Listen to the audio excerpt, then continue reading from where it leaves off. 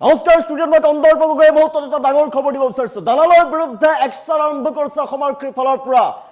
প্ৰতিখন জিলাতে সমষ্টিয়ে একশ্যন আৰম্ভ কৰিছে। দীঘলীয়া তালিকা প্ৰস্তুত কৰিছে আৰক্ষীৰ ফালৰ পৰা।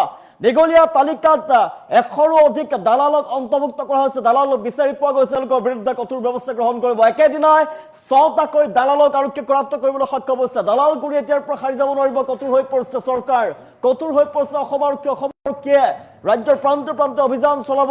আৰু অভিযানত ইতিমধ্যে 100ৰো অধিক দালালৰ তালিকা যেহেতু প্ৰস্তুত কৰিছে, সকলোকে গ্ৰেপ্তাৰ কৰিব, কঠোৰৰ পৰা কঠোৰ ব্যৱস্থা গ্ৰহণ কৰিব। সাৰি যাব নোৱাৰিব এতিয়াৰ পৰা দালাল। অৱশ্যে জনাইছো তো বিভ্ৰান্তি অৱস্থাত কোনো দালাল সাৰি যাব নোৱাৰিব। দালালৰ বিৰুদ্ধে ৰাজ্যত পুনৰ একশ্যন আৰক্ষীৰ। দালালৰ বিৰুদ্ধে ৰাজ্যত পুনৰ একশ্যন আৰম্ভ হৈছে। একেদিনাই 6টাকৈ দালালক গ্ৰেপ্তাৰ কৰিছে অসম আৰক্ষীৰ ফালৰ পৰা। কঠোৰ হৈ পৰিছে ডক্টৰ হিমন্ত বিশ্ব শৰ্মাৰ চৰকাৰ। আৰক্ষীয়ে সাজু কৰিছে দালালৰ দীঘলীয়া তালিকা। 100ৰো অধিক দালালৰ তালিকা ইতিমধ্যে প্ৰস্তুত কৰিছে। দীঘলীয়া তালিকা প্ৰস্তুত কৰিছে, তাৰ পাছতেই একশ্যন ল'ব চৰকাৰে। মাটি বাৰীৰ দালালিয়ে নহয়, তেজৰ দালালি কৰি লুণ্ঠন কৰিছিলে দল আৰু মানুহৰ জীৱনক লৈ দালালি কৰা লোকৰ বিৰুদ্ধে কঠোৰ একশ্যন আৰম্ভ হৈছে। 6টাকৈ দালালক একেদিনাই গ্ৰেপ্তাৰ কৰিছে আৰক্ষীয়ে। ধুবুৰী চিকিৎসা মহাবিদ্যালয়ত দীৰ্ঘদিন ধৰি চলিছিল দালালি। মানুহৰ জীৱনক লৈ দীৰ্ঘদিনৰ পৰা দালালি চলোৱা 6 দালালক আৰক্ষীয়ে গ্ৰেপ্তাৰ কৰিছে। আমি নিশ্চয় কৈ আছো, ধুবুৰী চিকিৎসা মহাবিদ্যালয়ত দালালি কৰিছিলে। একেদিনাই 6 দালালক গ্ৰেপ্তাৰ কৰিছে আৰক্ষীৰ ফালৰ পৰা। আৰক্ষীয়ে সাজু কৰিছে দালালৰ দীঘলীয়া তালিকা। সমগ্ৰ ৰাজ্যজুৰি আৰক্ষীৰ অভিযান চলিব আৰু কোনো সাৰি যাব নোৱাৰিব। দীঘলীয়া তালিকা ইতিমধ্যে প্ৰস্তুত হৈছে। 100ৰো অধিক লোকৰ তালিকা প্ৰস্তুত হৈছে। আৰক্ষীৰ ফালৰ পৰা বৃহৎ একশ্যন গ্ৰহণ কৰা হ'ব। আমি নিশ্চয় ধুবুৰী চিকিৎসা মহাবিদ্যালয়ত দীৰ্ঘদিনৰ পৰা দালালিৰ জৰিয়তে ধন সংগ্ৰহ কৰিছিল, লাখ লাখ টকা লুণ্ঠন কৰিছিলে আৰু অৱশেষত 6টাকৈ দালালক কৰায়ত্ব কৰিবলৈ সক্ষম হৈছে আৰক্ষীয়ে। 6টাকৈ দালালক একশ্যন আৰম্ভ কৰিছে আৰক্ষীৰ ফালৰ পৰা। 6টাকৈ দালালক কৰায়ত্ব কৰিছে আৰক্ষীয়ে। নিশ্চয় আমি দেখুৱাই আছো দালালৰ বিৰুদ্ধে পুনৰ একশ্যন আৰম্ভ কৰিছে অসম আৰক্ষীৰ ফালৰ পৰা।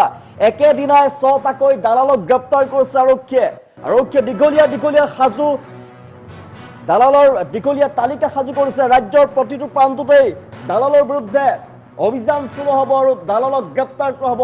এটাকৈ দালালক বিচাৰি উলিয়াই গ্ৰেপ্তাৰ কৰিব ৰাজ্যৰ চৰকাৰ। কঠোৰ হৈ পৰিছে ৰাজ্যৰ মুখ্যমন্ত্ৰী ডক্টৰ হিমন্ত বিশ্ব শৰ্মা। কঠোৰ হৈ পৰিছে দালালৰ বিৰুদ্ধে। দালাল কৰি সাৰি যাব নোৱাৰিব, কোনো দালালিয়ে সাৰি যাব নোৱাৰিব। আৰক্ষীয়ে সাজু কৰিছে দালালৰ দীঘলীয়া তালিকা। ৰাজ্যৰ প্ৰতিটো প্ৰান্ততে সমষ্টিয়ে জিলাই চলাব বৃহৎ অভিযান। অসম আৰক্ষীয়ে বৃহৎ অভিযান চলাব আৰু একেদিনাই 6টাকৈ দালালক গ্ৰেপ্তাৰ কৰিছে আৰক্ষীয়ে। ধুবুৰী চিকিৎসা মহাবিদ্যালয়ত দীৰ্ঘদিনৰ পৰা চলাই আহিছিল দালালি আৰু দালালিৰ জৰিয়তে লাখ টকা লুণ্ঠন কৰিছিল, লাখ টকাৰ লুণ্ঠন চলোৱা এই 6 দালালক আৰক্ষীয়ে কৰায়ত্ব কৰিছে। আমি নিশ্চয় দেখিছো 6 দালালক একেদিনাই কৰায়ত্ব কৰিছে আৰক্ষীৰ ফালৰ পৰা। তেজৰ নামত দালালি কৰিছিল 6 দালালে। দীৰ্ঘদিনৰ পৰা ধুবুৰীত তেজৰ নামত দালালি কৰিছিলে আৰু ৰোগীৰ আত্মীয়ৰ পৰা তেজ যোগানৰ নামত অবৈধভাৱে ধন আদায় কৰিছিলে। 6 দালালক একেদিনাই আৰক্ষীয়ে কৰায়ত্ব কৰিছে।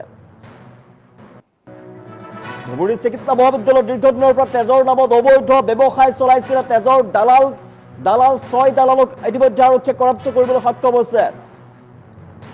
চিকিৎসালয়ত থকা সংকটজনক অৱস্থাত থকা চিকিৎসাধীন ৰোগীৰ আত্মীয় স্বজনক তেজ যোগানৰ তেওঁলোকে ব্যৱস্থা কৰিম বুলি লাখ টকা সংগ্ৰহ কৰে। অসহায় পৰিস্থিতিৰ সুযোগ লৈ দীৰ্ঘদিন ধৰি চলি আহিছিল অবৈধ দালালিক ইতিমধ্যে কৰায়ত্ব কৰিছে আৰক্ষীৰ ফালৰ পৰা। আৰু কোনো দালালি কৰি সাৰি যাব নোৱাৰিব। ৰাজ্যৰ প্ৰতিটো প্ৰান্ততে আৰক্ষীয়ে অভিযান চলাব দালালিৰ বিৰুদ্ধে। আৰু দীঘলীয়া তালিকা ইতিমধ্যে প্ৰস্তুত হৈছে। 100ৰো অধিক দালালিৰ তালিকা প্ৰস্তুত কৰিছে আৰক্ষীৰ ফালৰ পৰা। বিচাৰি উলিওৱা হ'ব প্ৰতিটো দালালকে। কঠোৰৰ পৰা কঠোৰ ব্যৱস্থা গ্ৰহণ কৰা হ'ব। গোপন তথ্যৰ ভিত্তিত ধুবুৰী আৰক্ষীয়ে চলাইছিল অভিযান আৰু 6 দালালিক একেলগে কৰায়ত্ব কৰিছে আৰক্ষীয়ে। আৰু বৰ্তমান অধিক সোধপোছ অব্যাহত আছে আৰক্ষীৰ ফালৰ পৰা। বৃহৎ চক্ৰটো সৈতে আন কোন জড়িত হৈ আছে তাৰ বিষয়ে তদন্ত চলিছে। তদন্তৰ পাছতে সমগ্ৰ তথ্য পোহৰলৈ আহিব। ধুবুৰী চিকিৎসা মহাবিদ্যালয় আৰম্ভ হোৱাৰ পৰাই দালালি চলি আহিছিলে। চিকিৎসালয়ৰ চৌহদত চলি থকা অবৈধ দালালি সম্পূৰ্ণৰূপে এটা বন্ধ হ'ব। ৰাজ্যৰ কোনো স্থানতে দালালি কৰি সাৰি যাব নোৱাৰিব। দালালৰ বিৰুদ্ধে কঠোৰ ব্যৱস্থা গ্ৰহণ কৰিছে আৰক্ষীৰ ফালৰ পৰা। কঠোৰ হৈ পৰিছে অসম আৰক্ষী। ৰাজ্যৰ প্ৰান্তে দীঘলীয়া তালিকা প্ৰস্তুত কৰিছে। ৰাজ্যৰ প্ৰান্তে অভিযান চলাব আৰু দালালিৰ বিৰুদ্ধে যি দীঘলীয়া তালিকা প্ৰস্তুত কৰিছে প্ৰত্যেককে বিচাৰি উলিয়াই কঠোৰৰ পৰা কঠোৰ শাস্তি প্ৰদান কৰিব। কঠোৰ হৈ পৰিছে চৰকাৰ, কঠোৰ হৈ পৰিছে অসম আৰক্ষী।